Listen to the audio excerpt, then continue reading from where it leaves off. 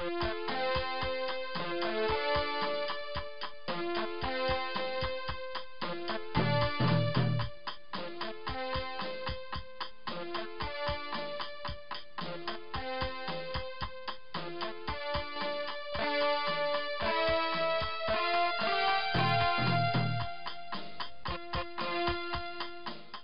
in a way, Jammu Kashmir is a special sphere of influence for the Muslim majority area. This was the same principle on which Pakistan was created. So Jammu Kashmir is a Muslim state. In fact, it is a Pakistan on the territory of India. Unless you reverse it, Indian secularism will not survive. Right to equality will not survive. Indian nationhood will not survive. The two issues you mentioned was one, Muslims being resettled in Hindu majority areas, and the second was how difficult it is to get Kashmiri identity for Kashmiris who don't grow up in Kashmir. One, I'd like you to qualify how these are human right violations and what remedies would you suggest? Sure. So number one thing is that a community which is sort of the aborigines of their land, so Kashmir. For the last 27 years, we are sort of living as refugees in our own country. Some people call us migrants and all, but we haven't sort of come out of our homeland out of our own will. We have been forced out. And the situation there is such that we cannot go back and live in our own land. What does that lead to? That leads us to not be able to practice our way of life.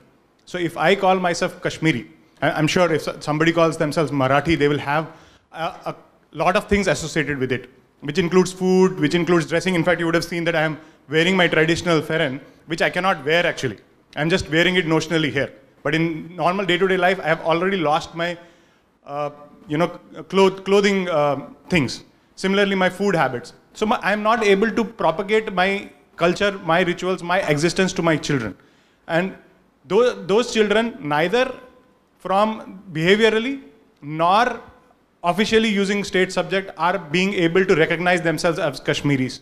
So that means that whole community is now bereft of their own homeland. If that is not a human right violation, what is? It is a basic human right for me to be able to live in my land and be able to live with full honor and dignity, which I am being forced to not do. So hence it's a human right violation. And what I would want to do is, obviously the solution that we have been proposing always is Panun Kashmir, which is a union territory within the Kashmir Valley, where we can go back and live under the Constitution of India in letter and spirit, so that there is no bias against us. There is nobody who can force us to not practice our culture and our rituals. All our temples have been desecrated in Kashmir. More than 500 temples have been desecrated in Kashmir. They are changing the demography there. They're changing the names of the places there. So all of our identity is getting extinct. They are almost sort of, just as, for example, when we talk sometimes about Afghanistan and people sort of question whether Hindus ever there. It is like wiped out totally. Similar thing is happening in Kashmir, and that is where I'm calling it a human right violation. And Panun Kashmir as a union territory within the Kashmir Valley will give me that right back, and hence that I feel is the remedy to this thing. But the most fundamental premise to me feels the Kashmiri Pandits are best situated to understand the plight of the Rohingya Muslims. Who else will understand what it means? I'll tell you. So should that not extend your support? We are the best people to understand what happens when an ideologically driven terrorist movement pushes people out. What happens to the society? We understand what happens when people who are socialized to a different perspective of life, who are communalized in their own setup, once they are settled, what happens to the local cultures? So that's why we are apprehensive. They were pushed out of Burma, they were pushed out of Bangladesh, and then they are not settled. As refugees, Government of India is still ambivalent about whether they are refugees or not, and they are settled in Jammu. We understand what is going to happen. And when Jammu is already having a pincer attack at 3 or 4 levels, once this thing happens and almost gets superimposed on those processes. I had in my speech said that there is a funded colonization of Jammusti, there is a induced colonization of Jammusti, and then there is the foreign colonization of Jammusti. When three things happen simultaneously in the same period of time, it becomes entirely a different mix, a different subject. The Bharatiya Janata Party might not have direct links to the convention here, but you all do share the same kind of ideology. One of the stalwarts here, currently the Chief Minister also, Mr. Manohar Parrikar, went on to become the Defense Minister. And at a recent press conference, and I quote, he said in Goa, "The pressures of issues like Kashmir while working as a Defense Minister in Delhi was one of the reasons why I chose to come back to Goa," unquote. Is that a letdown from the Chief Minister? See, we don't know. That is a question which should be asked of the BJP top hierarchy. Did he come? Was there a pressure in his party that he should not pursue what he thought was right in his own party, in his own government? And he was feeling so much pressure that he thought that if his party is not accepting his views, or if his party is not endorsing his approach, then he thought the better way is to come back to Goa and rule here. That is a question which should be asked them. But there is a larger issue. There is a larger, the larger issue is that what is happening in J&K state, are we dealing it as a normal nation state should deal with it? You have a situation where the security forces operations, the security forces who have been called by the government, the democratically elected government there, they are caught up between half separatism and full separatism. Half separatism of the government, which does not own their operations, which does not stand by them, and the separatists who are attacking them. Now here is a situation which has become so intense. In last 1 year, this government should address it. Why don't they address it? There was an attack on a polling booth. The army was deployed on a polling booth to protect the democratic institution, to see that at least a peaceful voting takes place. And the debate is how an officer, a major, somehow managed to diffuse the situation without any casualties. And in this country, that becomes, in the discourse, it becomes an affront to the democracy, not the basic assault on the democracy which was being made on that very day, when on all sides people were coming up to destroy the election ring and to destroy the process of polling. So we have a problem in this nation where we don't face the reality.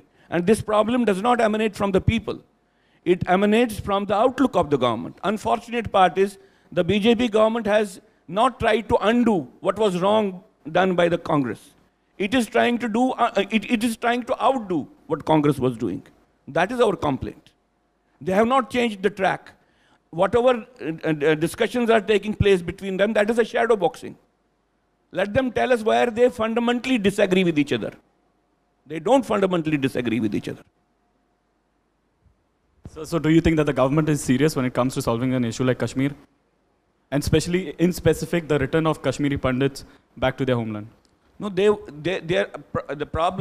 approach of the government, Congress government before them, and now, it was somehow if we keep silent. And they enter into a deal with the separatists. And we don't talk about what was done to us. We don't talk about genocide. We don't talk about religious cleansing. They think that the health of Indian secularism will be achieved if the Hindus who have been ultimately subjected to a religious cleansing assault keep silent. That has been the process so far, which this government has followed. And in this whole situation, we are face to face with a warlike situation, which the government is trying to trivialize, which the government is trying to brush under the carpet. They are trying to say that it is in a few places. It is in a few. The whole army, the whole operation, the whole country is face to face with a virtual war with Pakistan. And we still tend to try to undermine the situation, try to belittle it. It's not. It's a very serious situation. And in the coming months, it will further deteriorate. We have a warlike situation with Pakistan and we have a warlike situation inside. Very reluctantly, Arun Jaitley accepted. After the chief of the army staff commended Major Gogoi, just 2 days before that, the army chief, the defense minister had said that it's only South Kashmir which is disturbed. And media is projecting rest of Kashmir more abnormal. This is what Arun Jaitley was saying. It is only after the Chief of the Army Staff, India, our chief, when he asserted, then he was forced to say that Kashmir is a war zone. Whole of J&K is a war zone this time. And the spillover of this war is taking place into rest of India. The sooner government of India realizes it is better before it creates a very, very unstable position and unstable situation in whole of India. In addition, what you raised a point that whether government is serious about solving this position of Kashmiri Hindus or not. See, there is no choice left now.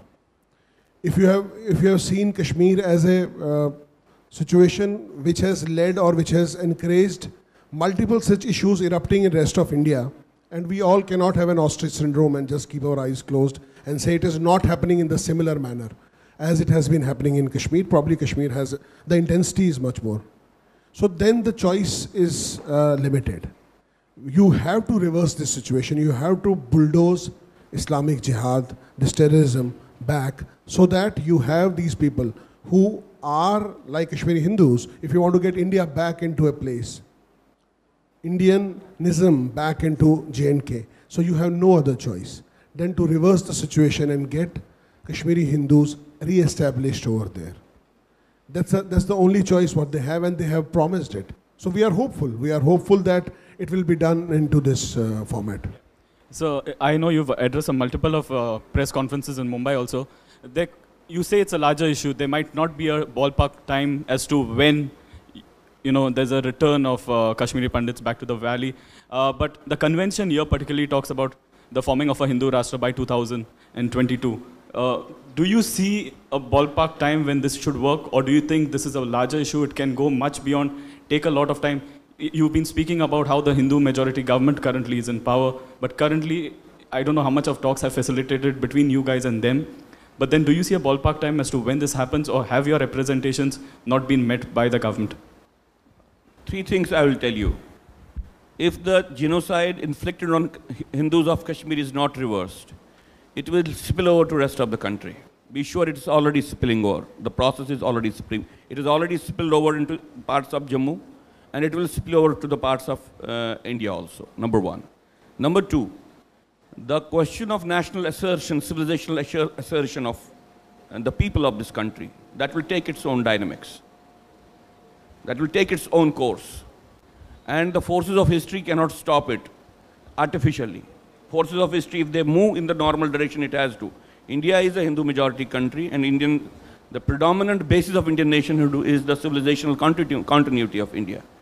But so far as what you are saying is, how do we visualize they will do it? If they don't do it, if they don't reverse the situation in Kashmir, the process for the third partition and balkanization of India will set in. It's already setting in. They have no choice now. They cannot allow a part of India to be cleansed of Hindus, and they expect that the secularism will survive in the rest of the country. They should forget about that. So the only way left for the national ultimately assertion is that this gruesome crime against the humanity which was inflicted in Kashmir, it is reversed and the perpetrators are brought to justice. And a political system is created where in the future Hindus will not have to leave again Kashmir because of these reasons. And that is Pan Kashmir, creation of Pan Kashmir.